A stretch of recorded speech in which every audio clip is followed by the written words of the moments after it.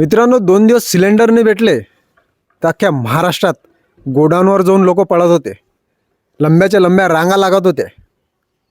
फक्त 2 दिवस सिलेंडर नाही भेटले. हा व्हिडिओ पहा खालचा.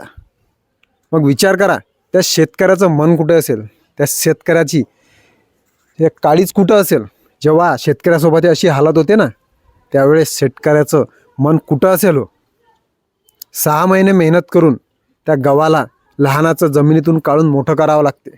रात्रंदिवस अंगाचं पाणी पाणी करून मेहनत करून एवढे कष्ट करून रात्रीला गव्हाला वलीत करायला जावं लागते. कोणतं जनावर पायाखालून जाईल, कोणतं आळवईल काहीच सांगता येत नाही. जीव धोक्यात ठेवून रात्री शेतकरी वलिताला जाते, पाणी देते. मंडळी, विचार करा, 2 दिवस तुम्हाला सिलेंडर नाही भेटले तर किती तुम्ही भागदौड केली होती हो. मग थोडं शेतकऱ्याचा विचार करा.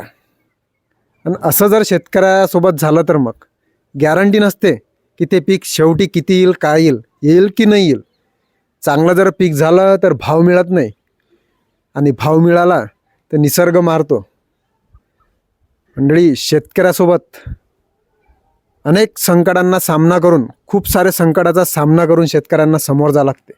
एवढं सगळं सहन करण्याची ताकद फक्त शेतकऱ्यातच आहे.